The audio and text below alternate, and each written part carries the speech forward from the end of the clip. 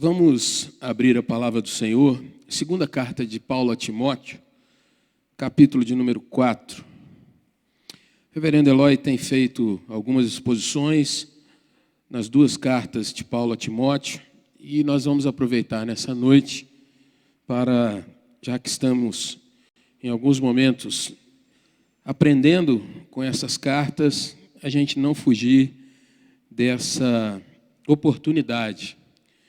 Segunda de Paulo a Timóteo, capítulo de número 4, eu quero ler com você dos versos 1 a 5. Diz assim a palavra do Senhor: Conjuro-te perante Deus e Cristo Jesus, que há de julgar vivos e mortos pela sua manifestação e pelo seu reino. Prega a palavra, insta, quer seja oportuno, quer não, corrige, repreende, exorta com toda a longanimidade e doutrina. Pois haverá tempo em que não suportarão a sã doutrina. Pelo contrário, cercar-se-ão de mestres segundo as suas próprias cobiças, como que sentindo coceira nos ouvidos. E se recusarão a dar ouvidos à verdade, entregando-se às fábulas. Tu, porém, sê sóbrio em todas as coisas, suporta as aflições, faze o trabalho de um evangelista, cumpre cabalmente o teu ministério. Queridos irmãos, uma família se reuniu, estava para reformar a sua casa. Casa grande, mas já precisando de muitos reparos. E a família então resolve fazer aquela reforma. Naqueles sonhos, um dos membros da família entende que o seu quarto deveria ser um quarto bem amplo. E coloca grandes vitrais, resolve eliminar uma das paredes e fazer um grande vitral para que pudesse ter claridade, liberdade. Um outro membro da família resolve então que no seu quarto haveria muito conforto para que ele pudesse receber seus amigos. E aí resolve então ampliar o quarto e fazer acima da laje uma piscina ali.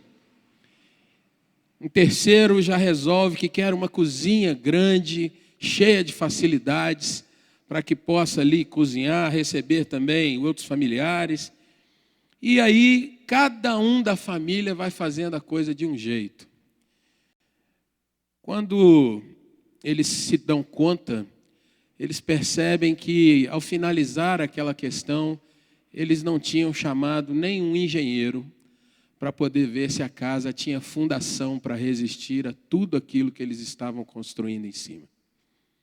Fato é que logo a casa começa a apresentar rachaduras em vários pontos, a insegurança, e aquilo que era um sonho para eles se torna agora uma realidade de preocupação diante de intemperismo, diante do próprio decorrer do tempo. Aquilo que seria um grande prazer se torna uma grande interrogação. O que vai ser? Um outro exemplo para a gente pensar nessas questões que nós vamos avaliar nessa noite. Imagina também uma família que resolve almoçar junto. Vão todos para o mesmo lugar. E ali, cada um querendo participar da comunhão, da alegria um do outro. Mas, na hora do almoço, um dos familiares ali não come carne. Então, pede para si um prato bem cheio de saladas. Um segundo, já não gostando daquilo, só quer comer massa e pede, então, resolve fazer para si um prato totalmente distinto do primeiro. E um terceiro, amante de um churrasco, não concorda com os dois primeiros e vai partir para a sua refeição individual. E aquilo que deveria ser um momento aprazível de unidade, de familiaridade, se torna, na realidade, vários almoços individuais. E o que seria alguma coisa de comunhão, de provarem talvez a comida da nona ou do pai, alguma coisa assim, se torna apenas um momento em que eles se veem, mas a comunhão não está acontecendo ali como a gente sabe que acontece às vezes num grande almoço de família. Onde que nós queremos chegar com esses exemplos, queridos irmãos? Nós precisamos observar algo que tem acontecido nos nossos dias. Se você parar para pensar, quando nós pensamos na igreja de Jesus nos dias de hoje, nós vamos vendo que, embora a palavra de Deus trate igreja,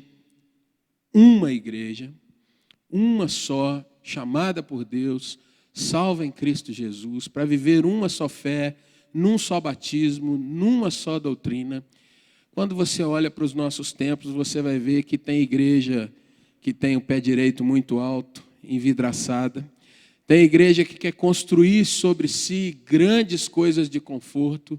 Tem igreja que quer uma cozinha ampla, que as pessoas possam ali apenas ter momentos de comunhão, comida, essas coisas. Mas não há uma unidade que mantenha essa igreja segura e resistente aos intemperismos dos nossos tempos.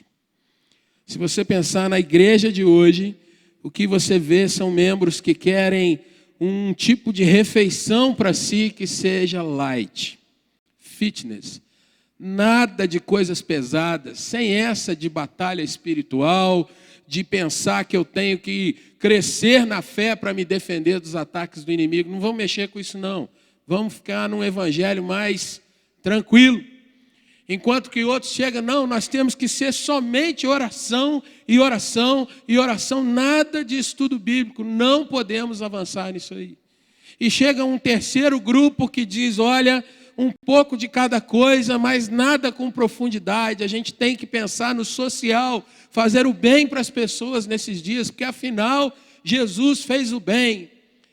E aí, irmãos, nós vemos também nesse aspecto, uma igreja fragmentada, que o não crente, principalmente hoje, dificilmente consegue discernir se essa igreja de fato tem sido uma igreja com fundação, com sustentação, com firmeza doutrinária, ou se na realidade ela está muito perdida quanto ao que vive.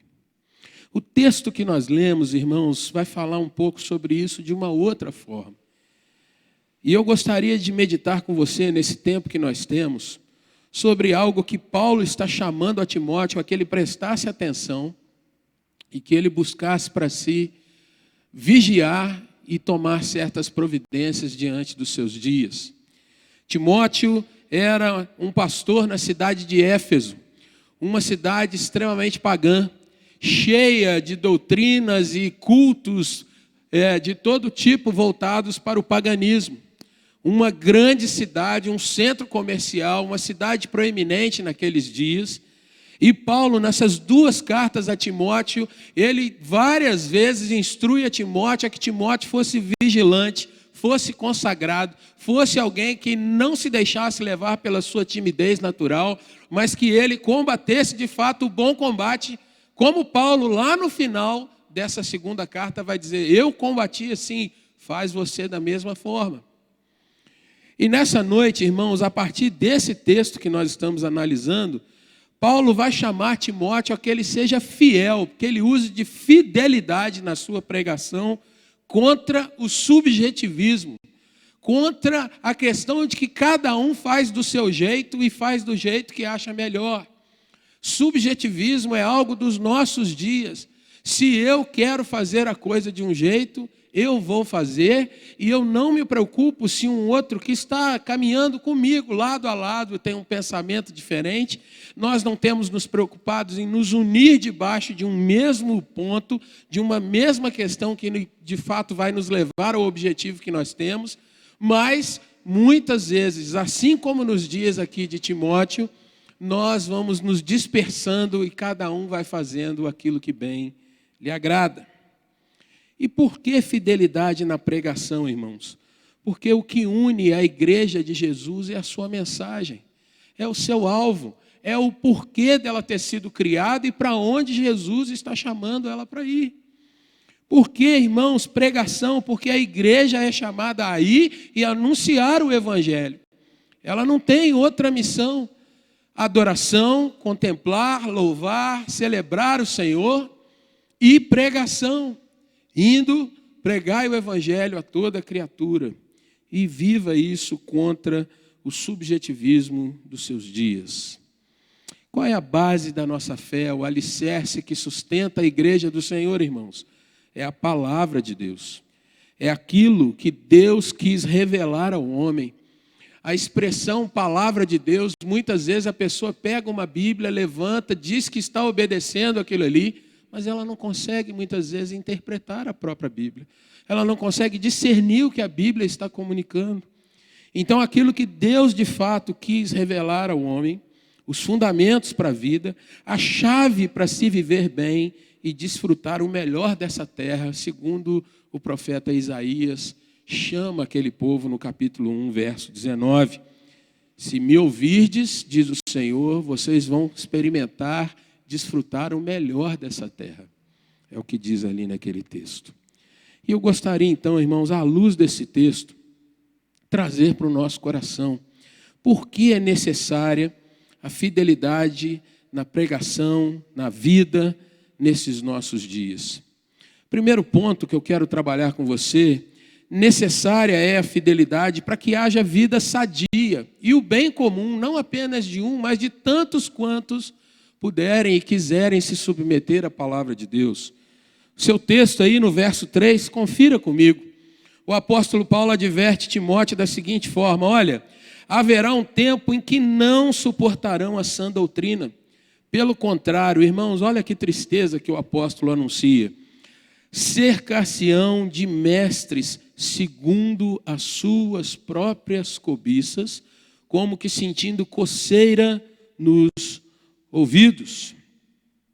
O apóstolo aqui, irmãos, adverte a Timóteo sobre a realidade, já naqueles dias, do egoísmo, da futilidade, da competição entre homens e mulheres em busca do seu próprio bem e nem sempre do bem comum, do bem do próximo. É interessante você pensar que essa expressão, segundo as suas cobiças, ela traz a questão de que o coração humano é quem elege quem ele quer ouvir, quem ele quer seguir, quem ele de fato vai dizer e vai confessar que é a sua motivação de caminhada. E isso, irmãos, essa expressão tem chamado muito a minha atenção, porque eu estava observando há uns dias atrás como hoje em dia a gente tem realmente se cercado de muitos mestres.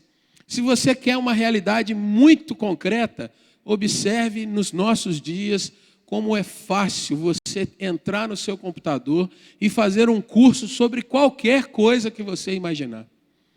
Há cerca de 3 dias eu estava assistindo um vídeo e o rapaz do vídeo, um jovem mesmo, ele estava ensinando como você cria uma página para tapear pessoas, para fazer com que as pessoas enviem dinheiro para você, acreditem que através da sua palavra, daquilo que você pode mostrar para elas, elas vão investir, vão correr atrás de você, vão depositar dinheiro para você, e o cara dá tantas dicas que no final das contas ele ensina até mesmo a você jogar a culpa para a própria pessoa no fracasso dela em acreditar em você. E eu assisti aquilo e eu fiquei assim, Senhor, olha onde nós estamos chegando. Um curso que está num grande portal, você acessa e o cara está te ensinando, um garoto te ensinando a tapear muitos e muitos. E aí ele vem dando vários exemplos, mostrando outros vídeos de como isso tem acontecido nos nossos dias. Aí aqui eu vou entrar numa questão. A primeira delas é, quer tapear os outros? Quer contar aquilo que os nossos pais chamavam de o conto do vigário? Você se lembra, talvez, dessa expressão? Os mais jovens já não têm mais familiaridade com ela, mas os mais antigos aqui vão se lembrar do que era o chamado conto do vigário. E a grande realidade é que quem caía no conto do vigário é que era um vigarista. Porque querendo passar a perna nos outros, acabava querendo tomar certos atalhos e nessa a própria pessoa era enganada. Queridos irmãos, cercar-se de mestres segundo a sua própria cobiça.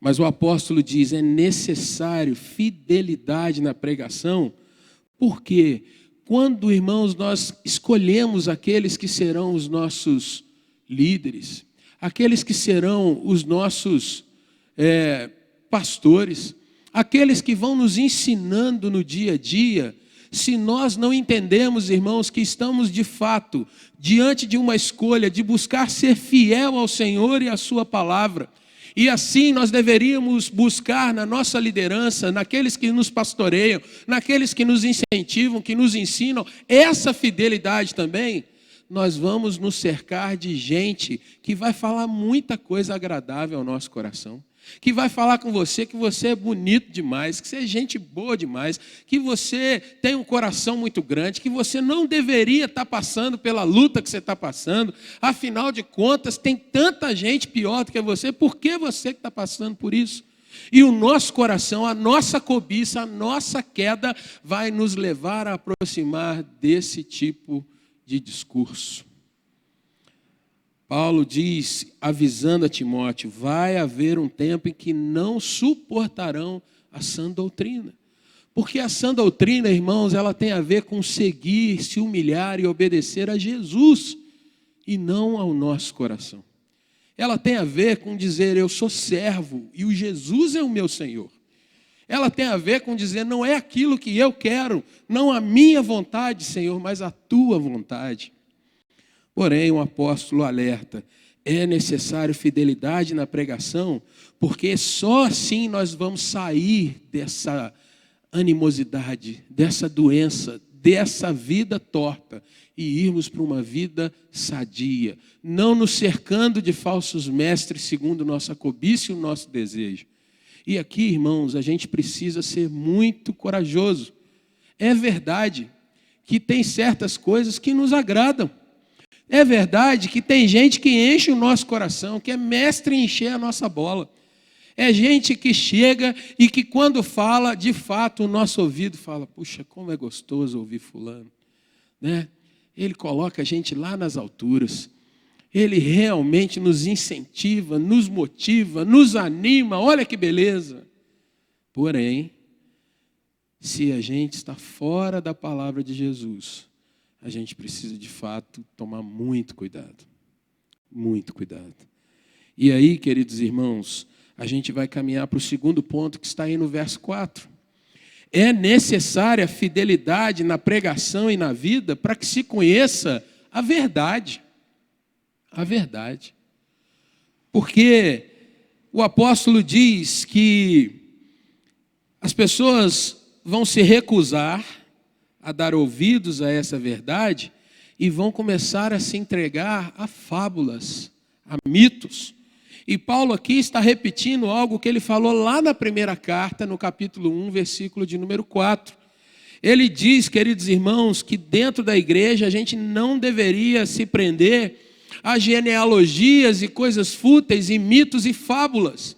E por que ele está dizendo isso? Porque na cultura de Éfeso, para explicar a existência do mundo, como chegamos até onde chegamos, o que era usado eram muitos contos e mitos de origem, como é uma expressão dos nossos dias. Se acreditava em vários deuses e nas disputas desses deuses o mundo veio a ser criado. Se acreditava na briga entre deuses poderosos e por conta disso alguns foram lançados na terra. Se acreditava, queridos irmãos, em diversas e diversas histórias.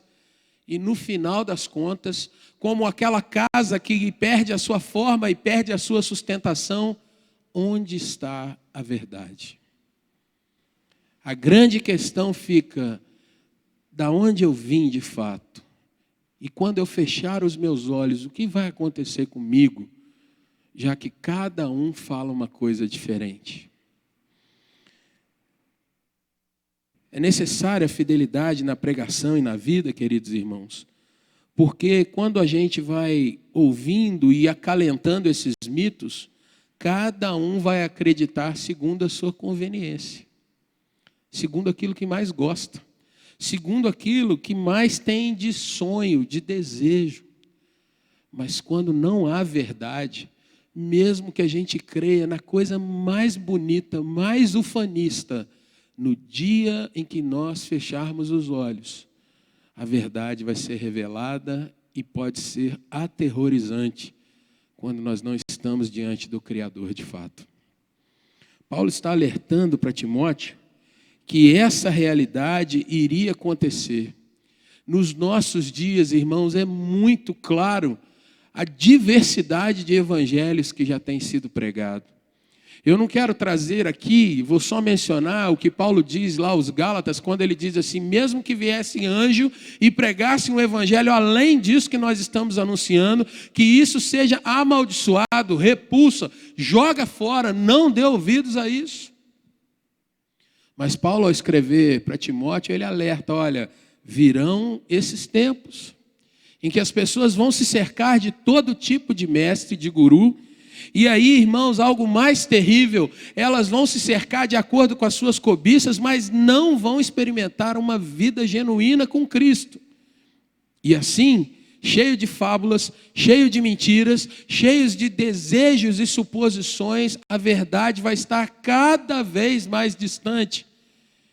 E aí eu preciso te trazer essa pergunta: quem foi que disse, eu sou o caminho e a verdade e a vida? As pessoas se recusarão a dar ouvidos à verdade que é Cristo Jesus. Queridos irmãos, o povo de Israel havia passado um tempo em que, de fato, não havia sustentação, liderança, não havia obediência à revelação dada por Deus. E esse tempo foi o tempo dos juízes. O livro de Juízes, no seu último capítulo, no seu último versículo, capítulo 21, versículo 25, ele diz assim: naqueles dias não havia rei em Israel, cada um fazia o que achava mais reto. Parece que Juízes estava descrevendo um pouco desse nosso tempo.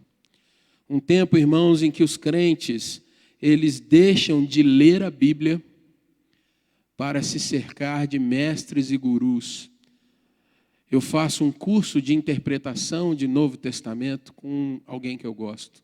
Eu faço um curso de Apocalipse com outro que eu acho que fala bem também. Eu faço um curso de Antigo Testamento, de pregação, eu faço isso, faço aquilo outro, mas a grande realidade é: será que o meu coração está em Jesus e servi-lo? Ou o meu coração está na mente cada vez mais ávida por informação, por me destacar das pessoas? Será que eu aprendo e tenho me cercado de fato, irmãos, de gente que me diz: vamos andar atrás de Jesus, porque Jesus é o caminho, a verdade e a vida? Ou, da realidade, eu digo: não, eu estou cada vez mais cheio de bênçãos, porque eu tenho feito curso, eu tenho crescido, mas eu não completo a questão, eu não evangelizo ninguém, eu não amo mais as pessoas, eu não oro pelo meu país, pela minha cidade, pelo meu bairro, eu não ligo se as pessoas perto de mim estão sem Jesus, o que me importa é o que está acontecendo comigo. Isso vai me levar então, queridos irmãos, a nós pensarmos onde as coisas vão chegar. E o terceiro ponto que eu gostaria de avaliar com você está no versículo de número 1. Embora a gente esteja voltando no texto, mas eu quero te dizer que é necessária a fidelidade na pregação e na vida, porque todos nós, indistintamente, daremos contas a Deus do que foi a nossa história. Quando Paulo vai chamar Timóteo, e a palavra aí, conjuro-te, Paulo está dizendo: eu estou afirmando para você, como se eu estivesse num momento de juizado, diante de uma situação muito séria. Eu estou emitindo para você, Timóteo, uma palavra muito solene. E olha quem que ele chama de testemunha. Ele diz: conjuro-te perante Deus e Cristo Jesus. E aí ele afirma o que vai acontecer com ele, Paulo, com Timóteo, comigo e com você. Ele diz: Jesus, que vai julgar vivos e mortos pela sua manifestação e pelo seu reino. Queridos irmãos, nesses nossos dias em que as pessoas têm se tornado irresponsáveis com a fé, Cada um tem buscado os seus interesses. Tem muita gente que tem se enriquecido e mais, tem alardeado a questão de que nós devemos crescer, o negócio é obter dinheiro, sucesso, fama, muitas questões que vão só nos destacar dos demais. Paulo diz assim: Timóteo, eu te aviso e peço que você solenemente observe que eu estou falando diante de Deus e de Jesus Cristo, que um dia vai trazer a juízo tudo isso que nós estamos vivenciando. Queridos irmãos, essa é uma verdade que nós temos fugido muitas vezes, evitado. Falar que um dia nós estaremos diante do tribunal de Deus é alguma coisa completamente sem audiência nas igrejas dos nossos dias. Que isso, pastor? Você está me ameaçando? Que isso, pastor? Será que Deus é esse juiz? Eu tenho ouvido todos os dias apenas sobre um Deus bonzinho, sentado no trono, bem gorducho, barbudo, aquele Deus que já é um trisavô, incapaz de fazer o mal para qualquer pessoa. Mas a palavra do Senhor, irmãos, traz que horrível coisa é cair nas mãos do Deus vivo. A palavra do Senhor nos diz que todos nós, a começar pela casa de Deus, passaremos pelo juízo. Em Cristo seremos livrados de condenação, mas todas as nossas obras virão à tona. E se Paulo está asseverando isso para Timóteo, irmãos, será que nós não deveríamos nos atentar um pouco mais sobre a nossa responsabilidade com esse tempo? Nós temos mais receio, às vezes, de ser cancelados numa rede social do que ser cancelado pelo Senhor na nossa caminhada. Será que o Senhor, na nossa vida, Ele olhando para nós, Ele não daria um belo de um dislike quando olha para a nossa imprudência, às vezes, com a nossa vontade de querer estar bem com todo mundo, fazer aquela média? O cristão tem perdido a noção, irmãos, do que a vida é curta. E aqui eu gostaria de trazer para você, quando a gente perde alguém querido perto de nós, normalmente o nosso coração se rasga, porque a gente tem aquele sentimento: poxa, passou tão rápido, queria passar mais tanto tempo com essa pessoa. Mas a gente não faz o exercício de pensar que a nossa vida também é rápida. E aqui, irmãos, quando a gente olha para a palavra de Deus, a gente vai ver Moisés lá no Salmo 90 dizendo assim: acabam-se os nossos anos como um breve pensamento. Ele diz: os nossos dias chegam a 70 anos, em havendo vigor a 80. E para Moisés isso é acelerado, mas ele está se referindo à própria vida dele. E não é só Moisés, mas Isaías também escreve assim, Isaías 40, 7 e 8. Ele diz: seca-se a erva, caem as flores, soprando nelas o hálito do Senhor. E aí ele diz: na verdade, o povo é a erva. Ele não compara ali a longevidade do povo a um carvalho, como ele diz na questão da pregação. Mas ele diz, em caso de vida, de duração de vida, em tempo de vida, é assim, passa muito rápido. E aí ele diz um contraponto que é lindo, irmãos: seca-se a erva, cai a sua flor, mas a palavra do nosso Deus permanece eternamente. Sabe, irmãos, muitas vezes, e isso não é ruim, a gente pensar em alguém que se foi, a saudade, pensar assim, poderia ter durado muito mais a nossa caminhada, é lindo e é lícito. Mas algo que nós nem sempre trazemos para o nosso coração é que nós mesmos passamos rapidamente, ou seja, o nosso tempo também é pouco. E nós deveríamos aproveitar esse tempo em fidelidade, em busca de pregar e anunciar o Evangelho do Senhor. Quantas vezes, irmãos, quando é com a gente mesmo, a gente usa daquele expediente: não, ainda tem tempo para eu fazer isso. Quando eu terminar esse curso, eu vou andar mais com Deus. Não, quando eu me casar, aí nós vamos servir ao Senhor. Não, quando eu tiver o meu segundo, o meu terceiro, o meu quarto filho, agora nós vamos estar na igreja. Perceba, querido irmão, que muitas vezes os nossos filhos pequenos, a gente fica enrolando para ensiná-los o caminho do Evangelho. E aí a gente vai dizendo, não, ele é tão novinho, deixa ele curtir um pouquinho com os amiguinhos, domingo não é dia de ir na igreja. Mais para frente ele vai. E aí chega a adolescência, não, agora ele está na fase de fazer esportes e tudo, eu tenho que poupar meu filho, porque ir na igreja é maçante, é cansativo. Até que de repente o seu filho está descrente, ausente da presença de Deus. E aí a gente fica naquela, puxa, onde eu errei? A gente erra quando a gente não vê urgência em servir ao Senhor. Paulo avisa Timóteo, diante de Deus e Jesus Cristo, é necessária fidelidade na pregação, porque nós vamos dar contas a Deus sobre as nossas ações. Prepara-te, Timóteo. Prepara-te, crente. E o mundo também tem que ser avisado disso, irmãos. O mundo precisa ser avisado. Mas o último ponto que eu quero compartilhar com você, nessa palavra dessa noite, palavra de Deus, o verso de número 5 nos mostra, irmãos, que é necessária fidelidade na pregação e na vida, para que de fato nós possamos cumprir o propósito da nossa existência. Para que de fato a gente possa dizer para Deus, olha Senhor, o Senhor me criou, o Senhor me colocou nesse lugar, o Senhor me colocou nessa casa, dentro dessa família, o Senhor me colocou nesse trabalho, o Senhor me colocou nessa cidade, nessa sociedade, e eu estou cumprindo o ministério que o Senhor tem me dado. Veja que o texto diz assim, tu porém, ou seja, diferentemente disso que você viu antes, Timóteo, diferentemente desse que não dá nenhum tipo de olhar para a questão de que há um Deus e que um dia nós vamos estar diante dele. Tu, porém, Timóteo, diferentemente desse que não suporta a sã doutrina e tem se cercado de mestres segundo as suas próprias cobiças, diferentemente, Timóteo, desses que têm se recusado a dar ouvidos à verdade, têm se entregado a fábulas, você, Timóteo, e aí ele começa a dizer, você seja fiel na pregação e na sua vida, porque assim você vai encontrar sobriedade na sua caminhada.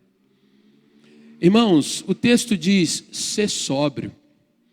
E ser sóbrio é exatamente o contrário de ser ébrio, bêbado, tonto, sem discernimento, sem reação. Gente que não tem distinção do certo e do errado. Se vai para a direita ou para a esquerda, gente cambaleante na sua vida. Seja sóbrio. Sobriedade aqui, irmãos, não tem a ver somente com a questão de bebida, de droga. Tem a ver com você ter discernimento da sua caminhada de vida. E quanta gente nesse nosso tempo não sabe para onde está indo, irmãos. Não sabe por que está vivo. Não sabe o seu papel de pai, seu papel de mãe. Não sabe o seu papel de filho. Não se vê como um servo de Deus no seu trabalho. Igreja é igreja, trabalho é trabalho, e eu vivo nessa dicotomia, uma coisa não atravessa a outra. Quando na realidade a palavra do Senhor nos diz que nós somos um só, e em todo tempo, quer comais, quer bebais, façais qualquer outra coisa, faça tudo para a glória de Deus. Seja sóbrio. Mais ainda, você sendo fiel na pregação, na vida, você vai suportar as lutas e as aflições, está aí no verso 5. Você vai passar por lutas? Vai, claro que vai, e sempre passamos. Sempre as lutas estão diante de nós. Sempre as aflições se levantam, porque nesse mundo foi o que Jesus disse que nós teríamos. Mas ele disse, tem de bom ânimo. E Paulo vai dizer, suporta essas aflições. E olha só como ele traz a questão de um ministério, irmãos. Faz o trabalho de um evangelista. Aqui nós podemos pensar que Paulo está dizendo para um pastor, o pastor Timóteo, sobre ele ser aquele que de fato apresenta o evangelho para a comunidade de fé de Éfeso.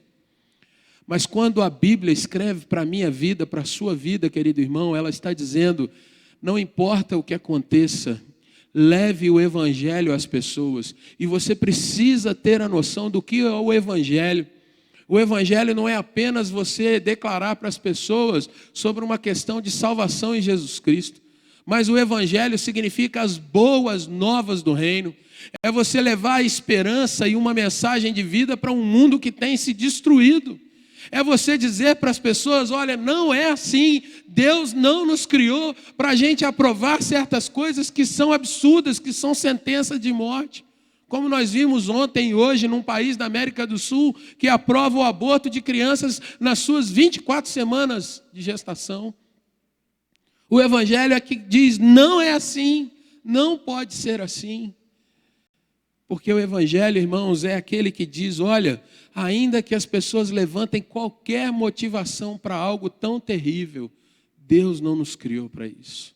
Sua vida tem valor, no sentido de que você é imagem e semelhança de Deus. A sua vida tem valor porque Deus te chamou e criou para que você refletisse a glória dele. E você precisa entender que glória é essa, para que você não caia nesse abismo que as pessoas têm caído.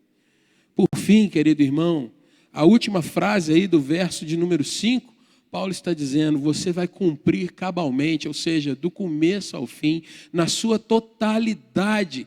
Querido irmão, querida irmã, você vai ter, de fato, o seu ministério de vida aprovado por Deus. É necessário fidelidade na pregação. Como nós atingimos essa fidelidade, queridos irmãos? Um pouco antes desse texto, Paulo vai mostrar para Timóteo versos 16 e 17 do capítulo 3, onde nós encontramos não apenas informações, mas de fato um caminho maravilhoso para crescermos na nossa vida, encontrarmos com o nosso Senhor e encontrarmos os melhores pontos para vivermos uma vida frutífera. Ele diz assim, toda a Escritura, não apenas uma parte dela, mas toda a Escritura vem de Deus para você. E ela é, de fato, eficaz, é útil para que haja ensino, para que a gente corrija as nossas rotas, a repreensão, para a correção, ou seja, o que está errado vai ser acertado, para que nós cresçamos na justiça, sejamos educados nela, a fim de que, com qual propósito? Que aquele que vai conhecendo o Senhor seja perfeito, cumpra o chamado que recebeu de Deus. E não só perfeito em si, mas habilitado, capacitado para realizar toda boa obra nessa nossa caminhada. Gostaria de convidar você, querido irmão, querida irmã, a baixar um pouco a sua fronte. O apóstolo disse para Timóteo, eu conjuro a você, diante dessas testemunhas tão grandiosas, cumpra o ministério. Seja fiel, Timóteo, na pregação e na vida. O apóstolo Paulo diz para a minha vida e para você hoje, querido irmão, lute pela fidelidade, lute pela palavra do Senhor, lute contra o subjetivismo desses nossos dias. Gostaria que você pensasse, querido irmão, querida irmã, nesses dias, quando nós somos perguntados sobre um ponto da vida ou do evangelho, cada um de nós às vezes tem uma opinião diferente. Baseado em quê? Nos alicerces da palavra de Deus? Ou baseado nos achismos, nos contos, nos cursos? Os pregadores que nós temos ouvido, eles têm nos levado Jesus? Ou eles têm trazido tanta coisa legal, mas que na realidade nos distanciam da verdade da palavra? Quero encerrar lendo para você a palavra de um grande pregador dos nossos dias. Reverendo Hernandes Dias Lopes, num comentário desse texto, ele diz assim: o pregador, ele não pode pregar as próprias palavras. Ele não pode também torcer as palavras de Deus.